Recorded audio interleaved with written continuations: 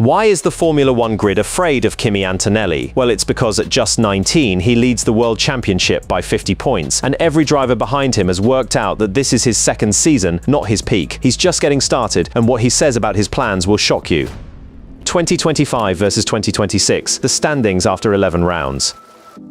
This guy, Kimi Antonelli, this 19-year-old phenom, this 19-year-old record breaker. That description is built on one table. Both seasons are measured at the same point. Round 11 of 2025 was the Austrian Grand Prix. Round 11 of 2026 was the Hungarian Grand Prix. Same number of races, same stage before the summer break, two different championships. Here is where the 2025 Drivers' Championship stood after 11 rounds. Oscar Piastri, McLaren, 216. Lando Norris, McLaren, 201. Max Verstappen, Red Bull, 155. George Russell, Mercedes, 146. Charles Leclerc, Ferrari, 119. Lewis Hamilton, Ferrari, 91. Kimi Antonelli, Mercedes, 63. Alexander Albon, Williams, 42. Esteban Ocon, Haas, 23. Nico Hülkenberg, Sauber, 22. The gap between first and second was 15 points. McLaren led the Constructors' Championship by 207 points. Ferrari and Mercedes were separated by 1 point in the fight for second. Red Bull was fourth. Here is where the 2026 Drivers' Championship stands after 11 rounds. Kimi Antonelli, Mercedes, 219. Lewis Hamilton, Ferrari, 169. George Russell, Mercedes, 160. Charles Leclerc, Ferrari, 138. Lando Norris, McLaren, 128. Max Verstappen, Red Bull, 109. Oscar Piastri, McLaren, 92. Isaac Hadjar, Red Bull, 68. Liam Lawson, Racing Bulls, 43. Pierre Gasly, Alpine, 42. The gap between first and second is 50 points. The gap between Antonelli and his own teammate is 59. Mercedes leads the Constructors' Championship on 379 points. Ferrari is second on 307. McLaren is third on 220. Red Bull is fourth again. Put the two lists side by side and read the movement. Piastri, first as seventh. Norris, second fifth. Verstappen, third sixth. Russell, fourth third. Leclerc, fifth third. Hamilton, sixth second. Antonelli, seventh first. Same driver, same team, same point in the calendar. 6 positions and 156 points of difference. The lead itself is worth stating precisely. 11 rounds remain and 291 points are still available in the Drivers' Championship. 50 points is 2 race wins. The championship is not decided. The standings are also not an accident, and that is the distinction that Paddock keeps drawing. What we've seen from him so far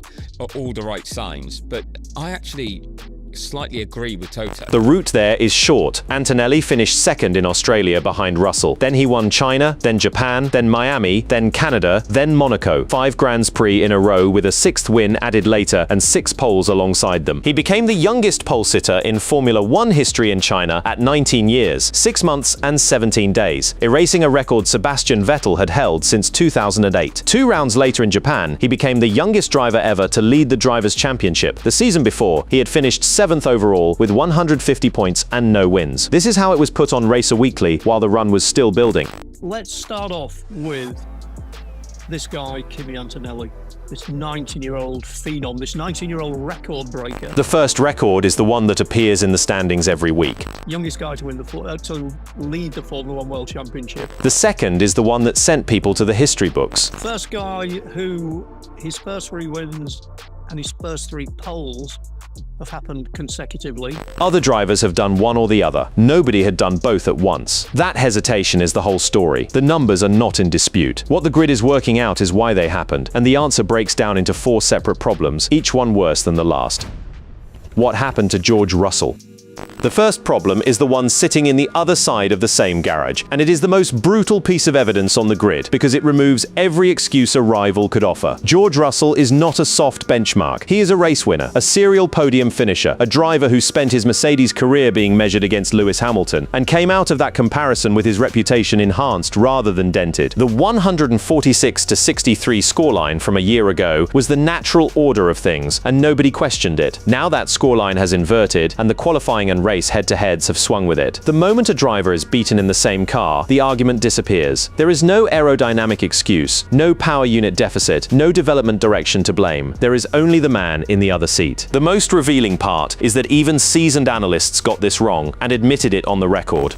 I felt that Russell would be easily the lead point scorer, that Antonelli would have some The expectation was flashes of speed, not a pattern of dominance. real highs like he's had and beat Russell on occasion, but not consistently. That prediction did not survive contact with the season. And he has so far consistently taken advantage of every opportunity that's come his way to win races. And the admission that followed is the sound of a paddock recalibrating in real time. So that is already a bigger step than I was expecting. Even a prediction about McLaren's constructors campaign came with a caveat attached to Antonelli's name, a built-in assumption that the teenager would wobble. I said McLaren would still win the Constructors' Championship. Admittedly, again, that included Kimi Antonelli The wobble never came. being more up and down than he has been. I thought he might be. Watch what that does to a rival's internal monologue. Russell's races were picked apart in forensic detail, setup errors on his side of the garage in Japan, hesitancy around the Ferraris in China, a safety car that handed him a result the raw pace had not earned. Every one of those explanations is legitimate. Every one of them also carries a sting, because behind each excuse sits a 19-year-old who did not need one. Montreal and Monaco were marked out in advance as the true test. The two venues where Russell's experience and one-lap precision should have counted for everything. Beat Antonelli there and the season resets. Lose there and something deeper starts to move. Russell himself conceded the ground, saying right now it's Antonelli's to lose after his Canadian retirement.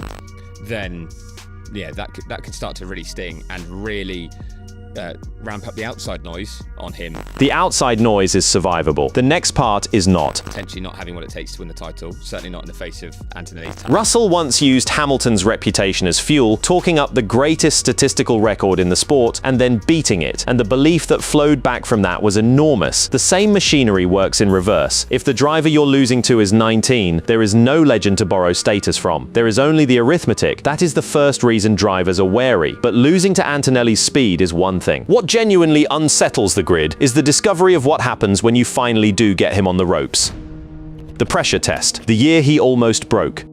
Every rival has the same instinct when a prodigy arrives. Wait for the pressure to do the work. It is the oldest and most reliable weapon in motorsport. Talent gets you into the fight. The weight of expectation is what removes you from it. And in 2025, that weapon worked exactly as advertised on Kimi Antonelli. He has never hidden it. Asked directly whether the expectation around him is a burden or a fuel source, his answer was neither the deflection nor the soundbite you would expect from a driver leading a world championship. I let the pressure kind of destroy me as well during that period, because I felt like I was letting down so many people who had believed in me. And he named exactly whose belief weighed the most. There is no spin in the assessment of his own form either. This is the part rivals were waiting for. The teenager buckling under the weight of an Italian nation that has not had a champion since Alberto Ascari, under a seat vacated by Lewis Hamilton, under a team principal who staked his judgment on him. It happened, it is documented, he said it out loud. What follows is the reason the weapon no longer works. Obviously, I had a big meeting with the team after the European season, and it kind of allowed me to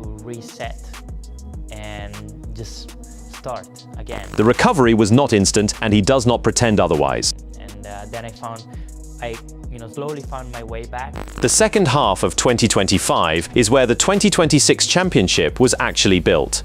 And then I had a good second half of the season. And this is the transfer, the moment a bad year stops being a scar and becomes an asset. And that gave me the confidence that, being able to overcome those difficult moments, and gave me the confidence side of this year. The lesson went deeper than lap time. And also made me learn a lot about myself, not only as a driver, but as a person as well. He came out of it with a working manual for his own head. What helps myself to get back into the right focus, the right mindset, what helps me to stay 100%. And a method for the next bad week whenever it arrives. I've learned a lot about myself and how as well to respond to difficult moments. Look at 2026 through that lens, and the season reads differently. Mechanical failures cost him Barcelona and Silverstone. He took a grid penalty in Hungary and converted it into a podium anyway. Max Verstappen, a man who has broken more rivals psychologically than anyone in the modern era, described him as rock solid and called it impressive to see from a 19-year-old on the outside looking in. The grid's most reliable weapon was fired at Antonelli once, at point-blank range, and it did not kill him, it armed him, which leaves rivals with only one option, beat him on pure pace. That is where the third problem starts.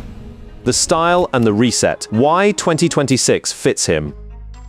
The 2026 regulations were supposed to be the great equalizer, and in a sense they just equalized in the wrong direction for almost everyone chasing him. Everything changed at once. New power units with far greater electrical deployment, sustainable fuels, revised aerodynamic philosophies with active elements, Audi absorbing the Sauber project, Cadillac arriving as a works team, the grid expanding, the calendar reshuffled around cancellations. A decade of ground effect expertise was written off overnight, and every team on the pit lane was handed a blank sheet. McLaren, who had turned the old rules into an art form and led the 2025 constructors table by 207 points, dropped to third behind Mercedes and Ferrari. Verstappen slid from third in the standings to sixth. Piastri fell from first to seventh, the steepest collapse of any frontrunner on the grid. Mercedes found the sweet spot immediately, and Ferrari's package handed Hamilton the revival that took him to second, with a first Ferrari win in Barcelona. Here's the uncomfortable part for everyone chasing. The technical analysis of Antonelli's driving describes an aggressive approach built around shortening the corner radius, sharp, rapid steering inputs, and late rotation, a willingness to make the car work harder than it wants to. Antonelli has confirmed it himself, describing how he tries to fold the corner and cut the time between braking and turning. It is a noticeably different technique from Russell's smoother, more progressive method, which works spectacularly in the ground effect era and is now working against him. And under the 2026 characteristics, Antonelli's is the faster one. Even rival team principal Andrea Stella has said the difference is visible on the onboards and measurable in the lap times. That is not a small detail. It means the reset did not simply hand Antonelli a better car, it rewarded the way he already drove. Rivals studying his onboards are not watching a driver who has cleverly adapted to a new formula. They are watching a driver whose natural instincts arrived pre-matched to it, and instincts are far harder to copy than a setup direction. He is also not a one-lap specialist banking pole positions and holding on. 6 poles converted into 6 wins tells one story. Recovering from a grid penalty to a podium in Hungary tells the other. On low-grip circuit, his aggressive inputs put the tires into the right operating window, without the adjustments Russell has had to hunt for. Energy deployment under the new power units has become a discipline in itself, and racecraft, tire management, and traffic have all been handled without visible strain. The honest counterweight is that he is still finding the edge and sometimes going past it. Now, we've seen Antonelli be on the ragged edge at times. Those moments are real, and rivals have seen them. We've seen mistakes from him at times when he's really pushing to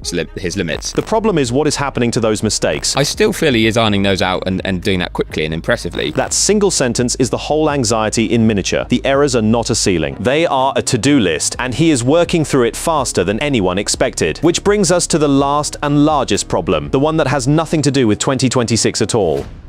Why the concern does not expire.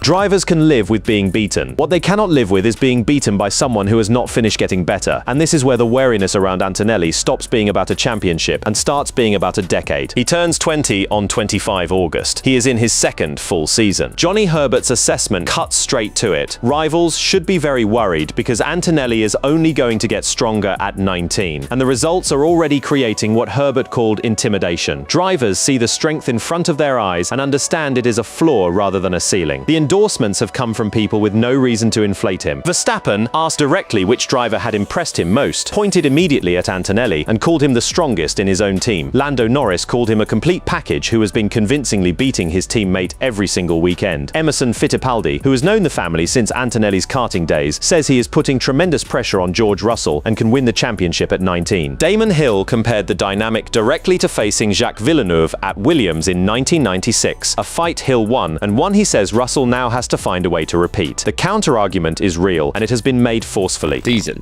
And Kimi's going to have to kind of learn that in the real cauldron of a championship fight. The wariness is not. Whether Antonelli holds this lead through the Dutch Grand Prix on 23 August and the rounds that follow, the calculation does not move. He can win from the front. He can recover from mechanical failures and grid penalties. He has already been broken by pressure once and rebuilt himself with a method he can describe out loud. His natural style suits a formula that will govern the sport for years. He has the strongest package and an internal hierarchy forming around him. None of that is fear in the sense of paralysis. Drivers do not avoid him, and he has never raced dirty. What the grid feels is the rational response of professionals who have measured a rival correctly. A 19-year-old who is already elite and still climbing, with a decade of peak years ahead and no obvious weakness left to exploit. Antonelli has not arrived. He has served notice, and everyone in the paddock has read it. Thanks for watching. Check out other cards on the screen.